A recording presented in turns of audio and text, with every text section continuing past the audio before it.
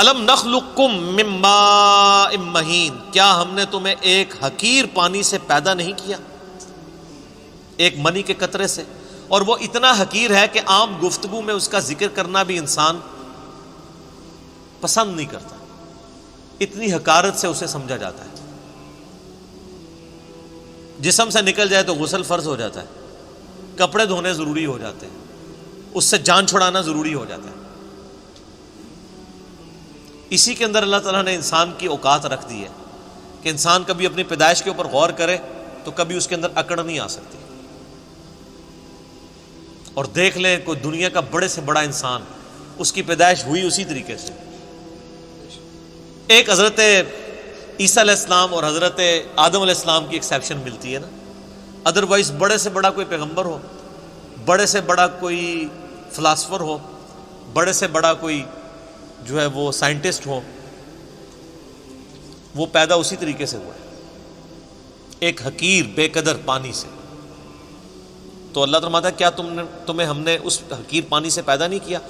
فجعلناہ فی قرار مکین، پھر ہم نے اسے رکھ دیا ایک محفوظ جگہ، رحم مادر میں، ماں کے پیٹ کے اندر بڑی مضبوط جگہ، 3 یعنی پرتوں کے اندر اللہ تعالیٰ نے اسے محفوظ کیا، ایک جنین کی فارم میں، ایک ایمبریو کی فارم میں، پھر اس کے اندر اللہ تعالیٰ نے جس طریقے سے نقش و نگاری فرمائی ہے وہ تو نہ ماں کو پتہ ہوتا ہے نہ باپ کو پتہ ہوتا ہے۔ ماں باپ ویسے عزت اویل کرتے رہے، وہ تو بیچارے ذریعے ہیں، صرف کرنے والا تو اللہ ہے۔ نہ باپ کو پتہ ہوتا ہے کہ کیا ہوا، نہ ماں کو پتہ ہوتا ہے کہ کیا ہوا۔ الی قدر معلوم، ایک معین مدت تک کے لیے۔ فقدرنا، تو ہم نے ایک اندازہ ٹھہرایا، فنعم القادرون، تو کتنے ہی بہتر ہم اندازہ ٹھہرانے والے ہیں۔ ویل یومئذ للمکذبین، لیکن یاد رکھنا یہ جو ہم نے پیدا کیا اور دنیا میں بھیج دیا، یہ اسی طریقے سے تمہیں چھوڑ نہیں دیا۔ سیریس کریشن ہو تم اللہ کی، اس نے تمہیں کسی مقصد کے لیے پیدا کیا ہے، اور اس میں ہی قیامت مضمر ایسی جملے میں کہ ویل یومئذ للمکذبین۔ اب جو پھر رب کو ریسپانس نہیں کرے گا اس کے لیے تباہ و بربادی ہے پھر قیامت والے دن۔ تو یہ اللہ تعالیٰ نے ایک انسان کو اس کی اوقات یاد کروائی ہے کہ تیری کوئی حیثیت نہیں تھی، اللہ تعالیٰ نے تجھے ایک بے قدر پانی سے پیدا کیا، 2 دفعہ تجھے شرمگاہ سے گزارا،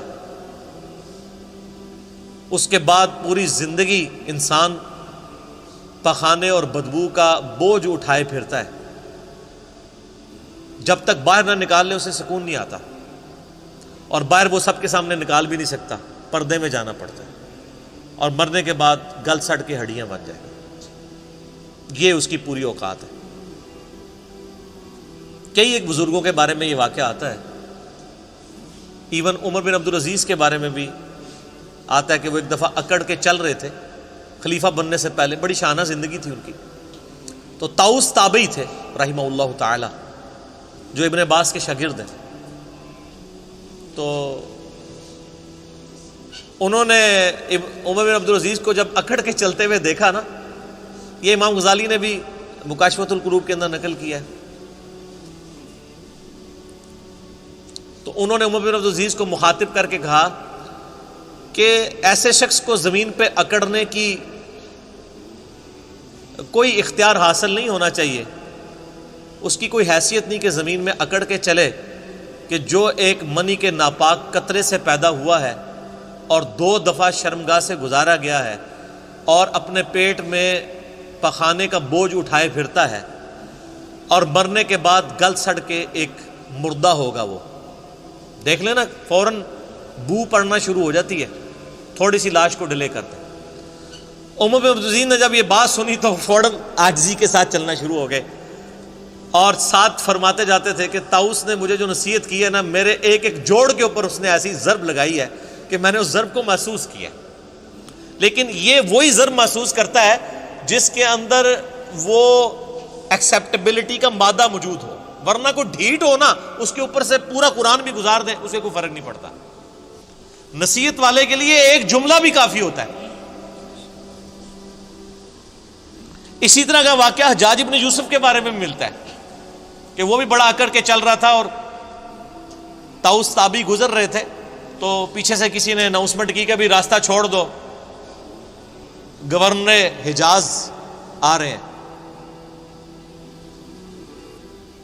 تو طاؤس تو پھر تابعی تھے، ابن عباس کے شاگرد، ان کا تو تزکیہ ہوا تھا، وہ ان بادشاہوں کو کیا سمجھتے تھے؟